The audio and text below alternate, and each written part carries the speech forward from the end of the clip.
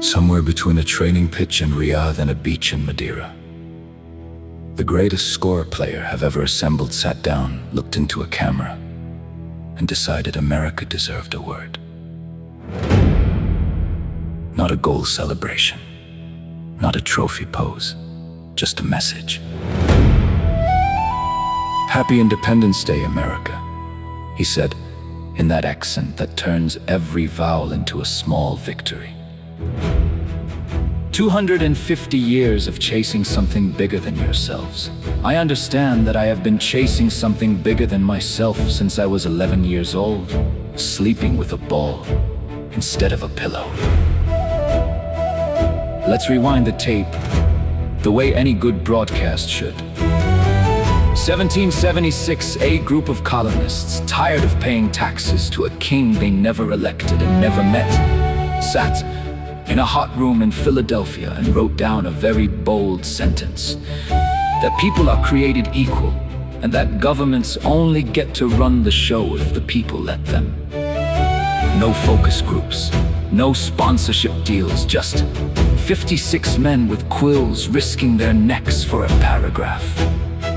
The football goat, watching this history lesson from a green room, nodded slowly. "This is like when I left sporting for Manchester," he said. "Everyone told me, stay where it's safe. I said, no, comfort is the enemy of greatness." Somewhere, a historian sighed. But stay with the story, because this is where it turns soulful. See, our football goat didn't just admire American independence. He related to it, because his whole career has been a declaration of independence from doubt, from people who said he was too skinny at 16, too old at 35, too much ego to ever be loved the way the other guy was loved. Every free kick was its own 4th of July, a small, controlled explosion declared on his own terms, lighting up a night sky while everybody else just watched. "America wrote it on paper," he said. "I wrote it in the back of the net, different pen, same declaration." The narrator, because every good Iran BNN segment needs one, reminds the audience that America's birthday didn't come easy. A war followed that first bold paragraph. Years of it, cold winters at Valley Forge, soldiers with no shoes, a general named Washington, who almost lost more battles than he won, until one snowy Christmas crossing changed everything. "I know something about crossing," said the football goat, allegedly, in a quote our writers definitely didn't make up for dramatic effect. "I have crossed more balls into boxes than Washington crossed the Delaware. But same energy, same audacity." And here's the part that turns this from parody into something almost tender. An athlete born abroad, shaped by hunger and hard fields, choosing to publicly celebrate a country that isn't his. Not because he has to, not because a brand deal demanded it, but because independence, real independence, is something every underdog recognizes on sight. You don't need a passport to understand what it feels like to prove people wrong. So when the fireworks go up tonight over rivers and stadiums and backyard barbecues, somewhere overseas a man with 5 Ballon d'Ors and 0 chill is raising a protein shake instead of a beer, toasting a nation's 250th birthday like it's his own personal anniversary of scoring against everyone who ever doubted him. "Happy 4th of July, America," he says one more time, camera zooming in the way it always does. "You declared independence from a king. I declared independence from limits. Same fireworks, different scoreboard." And with that, the segment ends. No trophy, no stadium, just a man, a camera, and 250 years of a country's stubborn, beautiful refusal to stay small.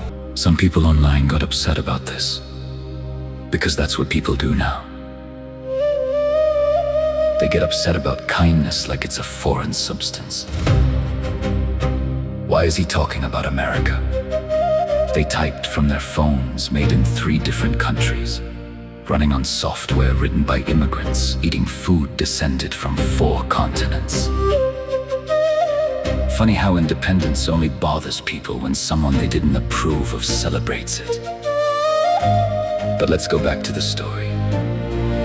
Because history doesn't care about comment sections. After Valley Forge, after the frozen river crossing, the war dragged on for years.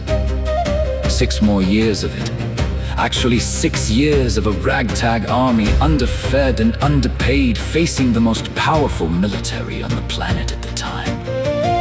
An empire with more ships, more muskets, more everything, except one thing. A reason good enough to freeze for. The British had soldiers. The Americans had something the football goat would recognize instantly. Desperation turned into discipline. The refusal to accept the scoreline everyone else had already written for them. "This is my whole career," he said.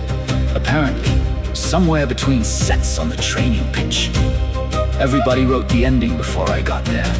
Too small, too poor, wrong accent, wrong island. I had to write my own declaration every single season.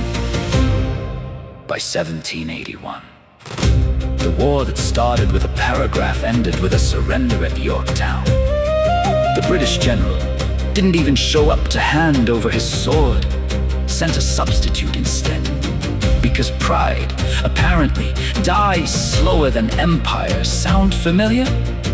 Somewhere, a rival club president nodded without knowing why.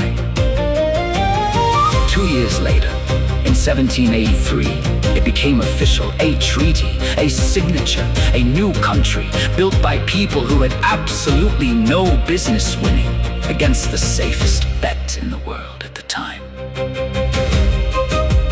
The football goat understood this part on a cellular level. Nobody bets on the underdog until the underdog stops being an underdog, he said. Then, suddenly, everybody always believed in you. Funny how that works, America knows, I know.